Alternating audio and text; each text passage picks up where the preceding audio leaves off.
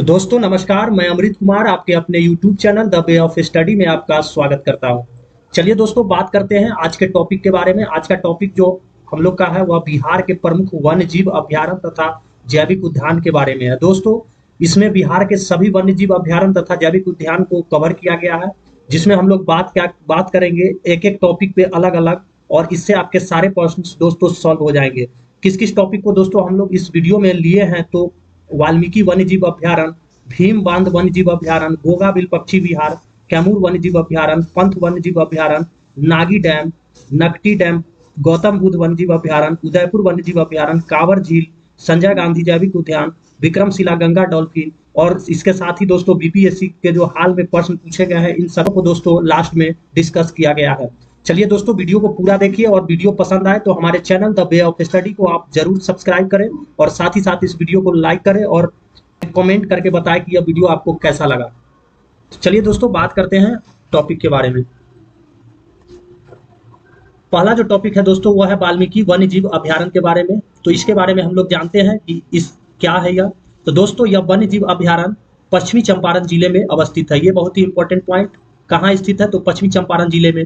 यह राज्य का एकमात्र टाइगर रिजर्व है, जिसका क्षेत्रफल की अगर दोस्तों बात करें तो इसका क्षेत्रफल 893.73 वर्ग किलोमीटर है। ये आपको ध्यान रखना है। इसकी अगर स्थापना की बात करें तो इसकी स्थापना 1978 ईस्वी में हुई थी। उसके बाद दोस्तों यह भारतीय बाघ प्रजाति पैंथेरा टाइगरस का निवास स्थान है। ये भी आपको ध्यान रखना है। बात करें दोस्तों इसमें कौन कौन से जानवर पाए जाते हैं, तो यहाँ बाघों के अलावा भालू, चीता, सांभर, हिरन, चीतल इत्यादि पाए जाते हैं। दोस्तों राष्ट्रीय बाघ संरक्षण प्राधिकरण के अनुमानों के अनुसार बिहार में बाघों की संख्या 2018 में 31 से बढ़कर फरवरी 2021 में के अनुसार 37 होने का अनुमान है। ये दोस्तों नया आंकड़ा है जो आपको ध्यान में रखना है, हो सकता है कि ये पूछे जाए। दोस्तों इससे जो प्रश्न बनते हैं वो आपके प्रश्न बनते हैं कि वाल्मीकि वन्यजीव अभयारण्य किस जिले में स्थित है, तो पश्चिमी चंपारण, ये आपको ध्यान में रखना है।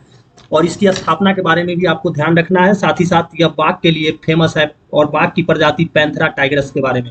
चलिए दोस्तों अगले टॉपिक को देखते हैं। अगला टॉपिक है दोस्तों भीमा बांध वन्यजीव अभयारण्य।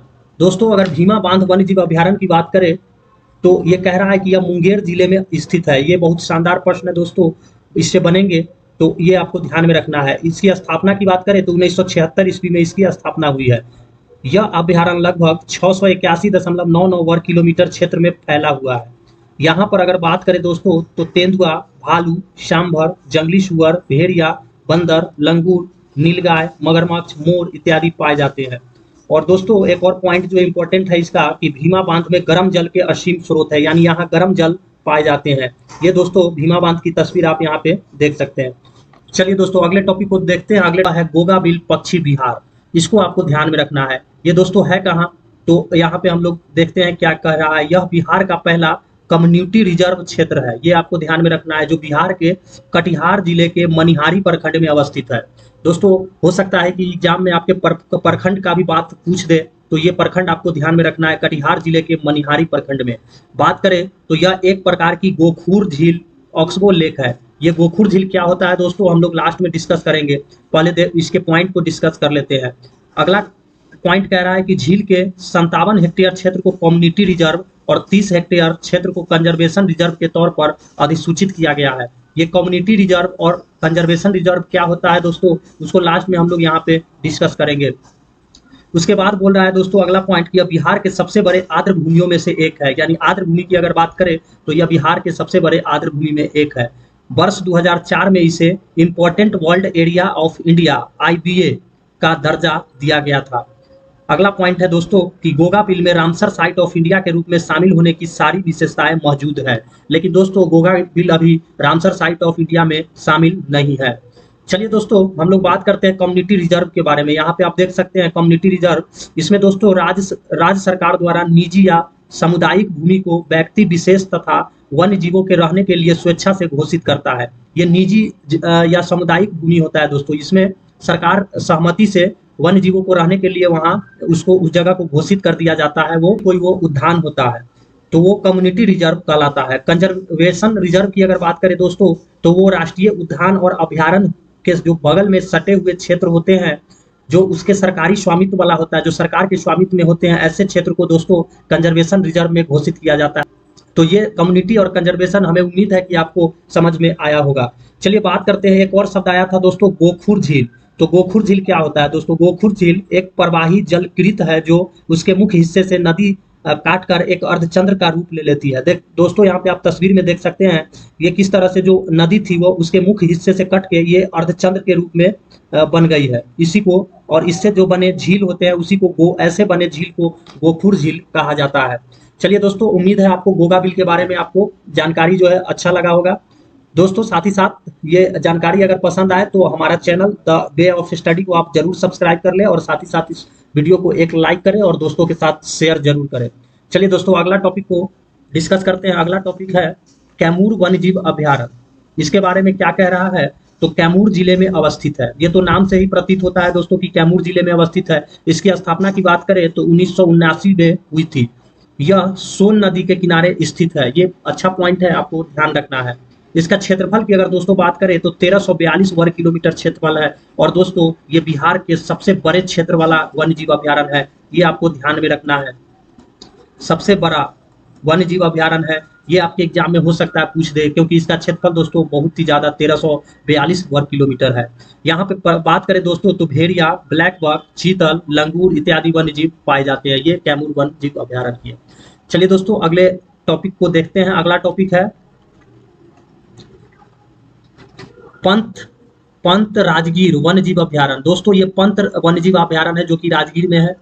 बात करें इसके बारे में पॉइंट को, तो यह वन्यजीव अभ्यारण्य बिहार के नालंदा जिले में स्थित है। ये आपको ध्यान में रखना है। इसकी स्थापना की बात करें दोस्तों तो इसकी स्थापना 1978 ईस्वी में हुई थी, और यह वन्यजीव अभ्यारण्य की जो फैला हुआ है वो 35.84 वर्ग किलोमीटर में फैला हुआ है। ये पॉइंट भी आपको ध्यान में रखना है। उसके बाद कह रहा है कि यहाँ भेड़, गाय, भालू, बंदर इत्यादि जीव पाए जाते हैं। तो ये दोस्तों पंत वन्यजीव अभ्यारण्य के बारे में ये डिस्कशन है। चलिए अब अगला टॉपिक को देखते हैं। अगला टॉपिक है दोस्तों नागी डैम पक्षी अभ्यारण्य। तो नागी डैम पक्षी अभ्यारण्य दोस्तों कहाँ है? तो यह बिहार के जमुई जिले में स्थित है। इस पक्षी अभ्यारण्य की स्थापना 1987 ईस्वी में हुई थी। ये आपको ध्यान में रखना है। और इसका क्षेत्रफल की अगर बात करें तो यह 7.91 वर्ग किलोमीटर क्षेत्र में फैला हुआ है। इसमें अगर बात करें दोस्तों तो कोयल, गौराया, मैना, तोता इत्यादि का संरक्षण का काम इस वन्यजीव अभ्यारण्य में होता है। इससे जो दोस्तों क्वेश्चन पूछे जाते हैं वह ये कि नागी डैम बिहार के किस जिले में स्थित है?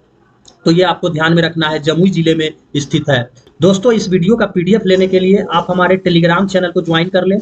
हमारा Telegram the way of study नाम से ही टेलीग्राम है। उस चैनल को आप ज्वाइन कर ले। वहां पे आपको इस वीडियो का पूरा पीडीएफ मिल जाएंगे, और दोस्तों के साथ उसे जरूर शेयर करें। चलिए दोस्तों बात करें अगले टॉपिक की। अगला टॉपिक कह रहा है नकटी डैम पक्षी अभ्यारण्य। दोस्तों इसके बारे में अगर बात करें तो यह नागी डैम पक्षी अभ्यारण्य के समीप स्थित है। यानी ये भी दोस्तों जमुई जिले में ही बिहार के स्थित है। तो आपको ध्यान में रखना है, नागी डैम और नकटी डैम ये दोनों जमुई जिले में ही स्थित है। इस पक्षी विहार की स्थापना की बात करें तो 1987 ईस्वी में इसकी स्थापना की गई थी। दोस्तों इसका क्षेत्रफल की बात करें तो इसका क्षेत्रफल 3.32 वर्ग किलोमीटर है, और यहाँ पे कोयल, मैना, गौराया, तोता, गिलहरी इत्यादि पाए जाते हैं। ये आपको ध्यान में रखना है। चलिए अगले टॉपिक को देखते हैं। अगला टॉपिक है हमारा गौतम बुद्ध वन्यजीव अभ्यारण्य। दोस्तों गौतम बुद्ध ये बहुत इंपॉर्टेंट है, और कई सारे एग्जाम में दोस्तों पूछे गए हैं बिहार के। तो यह जो अभ्यारण्य है कहाँ स्थित है दोस्तों? तो यह गया जिले में स्थित है। गौतम बुद्ध यानी गौतम गया जिले में स्थित है। इसकी स्थापना की बात करें तो 1976 ईस्वी में इसकी स्थापना हुई थी, और यहाँ पे इस वन्यजीव अभ्यारण्य में तेंदुआ, चीता, सांभर, हिरन और चीतल इत्यादि पाए जाते हैं। जो तस्वीर में आप दोस्तों यहाँ देख सकते हैं, ये सांभर, यहाँ पे बात करें तो चीतल, ये तेंदुआ, और बात करें तो यहाँ पे हिरन। चलिए दोस्तों अगले टॉपिक को देखते हैं। अगला टॉपिक है कांबर झील। दोस्तों कांबर झील ये भी बहुत इंपॉर्टेंट है, और कई सारे एग्जाम में पूछे गए हैं कि कांबर झील कहाँ स्थित है। बात करें दोस्तों इसके बारे में तो यह इस पक्षी अभ्यारण्य की स्थापना 1989 ईस्वी में की गई थी। उसके बाद यह पक्षी अभ्यारण्य बिहार के बेगूसराय जिले में स्थित है। ये बहुत इंपॉर्टेंट दोस्तों क्वेश्चन है, इसको आपको ध्यान में रखना है कि कांबर झील कहाँ स्थित है? तो बेगूसराय में जिले में स्थित है। इसके क्षेत्रफल की बात करें तो 63.11 वर्ग किलोमीटर में यह फैला हुआ है। और यह किसके लिए दोस्तों प्रसिद्ध है? तो यह साइबेरियन क्रेन के लिए प्रसिद्ध है, जिसके वजह से पर्यटकों के लिए आकर्षण का केंद्र है। ये आपको ध्यान में रखना है, साइबेरियन क्रेन। बात करें दोस्तों कांवर झील को, तो यह देश का 39वां रामसर स्थल घोषित किया गया है। ये इंपॉर्टेंट पॉइंट है दोस्तों, क्योंकि यह बिहार का एकमात्र पहला रामसर स्थल है जो घोषित किया गया है। यहाँ पे आप देख सकते हैं बिहार का पहला रामसर स्थल और देश का 39वां रामसर स्थल। ये बहुत वीवीआई है दोस्तों कांवर झील, इसके बारे में आपको ध्यान में रखना है। इसमें दोस्तों कांवर झील के बारे में जो ध्यान रखना है वो कि यह किस जिले में स्थित है, तो बेगूसराय। किसके लिए प्रसिद्ध है, तो साइबेरियन क्रेन के लिए। और यह देश का कैमा रामसर स्थल है, तो 39वां, और यह बिहार का पहला रामसर स्थल है। ये आपको ध्यान में रखना है। चलिए अब बात करें अगले टॉपिक की, तो अगला टॉपिक है दोस्तों संजय गांधी जैविक उद्यान। तो चूंकि हम लोग जानते हैं दोस्तों कि संजय गांधी जैविक उद्यान कहाँ है, तो यह पटना में स्थित है। चिड़ियाघर एवं जैविक उद्यान है, ये सभी लोग जानते होंगे। इसकी स्थापना की अगर बात करें दोस्तों, तो इसकी स्थापना 1969 ईस्वी में की गई थी और यह कुल 153 एकड़ क्षेत्र में फैला हुआ है जैविक उद्यान। इसमें दोस्तों बात करें तो गेंडा, जेबरा, जिराफ, बाघ, मगरमच्छ इत्यादि देखने को मिलते हैं। इसमें जो सबसे मुख्य रूप से जो दोस्तों जो पॉइंट निकल के आते हैं वह गेंडा प्रजनन केंद्र के बारे में आते हैं। यहाँ गेंडा प्रजनन केंद्र यहाँ पटना का जो है वह जैविक उद्यान, संजय गांधी जैविक उद्यान, यह सबसे ज्यादा होता है, तो ये आपको ध्यान में रखना है। चलिए बात करें अगले टॉपिक की। अगला टॉपिक है दोस्तों, ये भी बहुत इंपॉर्टेंट है, विक्रमशिला गंगा डॉल्फिन अभ्यारण्य। इसके बारे में दोस्तों जानते हैं, कह रहा है कि गंगा नदी से संबंधित यह एक जलीय जीव अभ्यारण्य है। यानी जो बिहार का पहला जलीय जीव अभ्यारण्य की अगर बात करें तो वह कौन सा हो जाएगा, विक्रमशिला गंगा डॉल्फिन अभ्यारण्य। ये आपको ध्यान में रखना है। यह कहाँ स्थित है दोस्तों, तो यह भागलपुर में स्थित है और इसकी स्थापना 1990 से 91 में की गई थी। विक्रमशिला गंगा डॉल्फिन अभ्यारण्य का विस्तार दोस्तों बात करें तो 60 किलोमीटर की लंबाई में है। ये आपको ध्यान में रखना है। इस अभ्यारण्य के तहत गंगा डॉल्फिन यानी जिसका नाम है सूंस को विशेष रूप से संरक्षित किया जाता है। इसके अतिरिक्त ताजे पानी में मछलियां और कछुए का भी निवास स्थल होता है। यानी दोस्तों मुख्य रूप से विक्रमशिला गंगा डॉल्फिन की बात करें तो गंगा डॉल्फिन जो कि सूंस के नाम से जाना जाता है, उसे मछलियां और कछुओं का निवास स्थल के रूप में माना जाता है। अगला पॉइंट है कि डॉल्फिन दिवस 5 अक्टूबर को मनाया जाता है। ये सभी लोग जानते होंगे। और अगला पॉइंट कह रहा है कि भारत का राष्ट्रीय जलीय जीव गंगा डॉल्फिन को माना जाता है। ये भी बहुत इंपॉर्टेंट है, ये इसको आपको ध्यान में रखना है। चलिए दोस्तों देखते हैं जो अगला टॉपिक है उसके बारे में।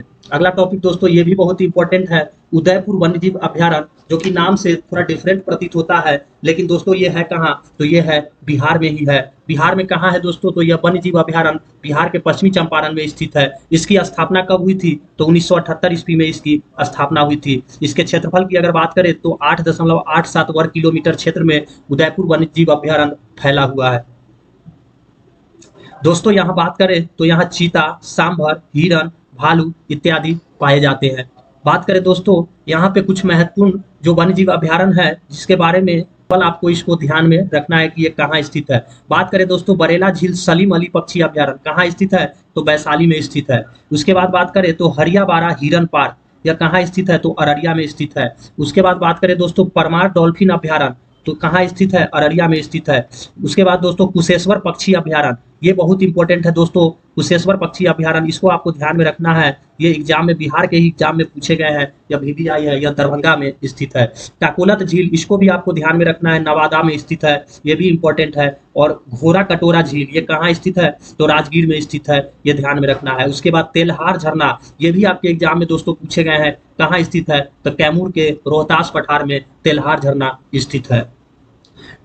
उसके बाद दोस्तों अगला टॉपिक की अगर बात करें तो अगला टॉपिक है दोस्तों हमारा प्रीवियस पूछा हुआ प्रश्न, यानी बीपीएससी के हाल के परीक्षा में पूछे गए जो प्रश्न है बीपीएससी या बिहार के और भी किसी एग्जाम में इस टॉपिक से, उसके बारे में हम लोग बात करते हैं। पहला क्वेश्चन कह रहा है कि बिहार राज्य के कुल भौगोलिक क्षेत्र की तुलना में समस्त वन क्षेत्र का प्रतिशत कितना है। दोस्तों जो समस्त वन क्षेत्र का प्रतिशत है वह है 7.76%, जो कि ये ऑप्शन में कहीं भी नहीं है, तो आंसर इसका क्या हो जाएगा, ऑप्शन ही उपयुक्त में से कोई नहीं। चलिए बात करें अगले प्रश्न की, तो कह रहा है निम्नलिखित में से कौन सा वन्यजीव अभ्यारण्य बिहार के मुंगेर जिले में स्थित है।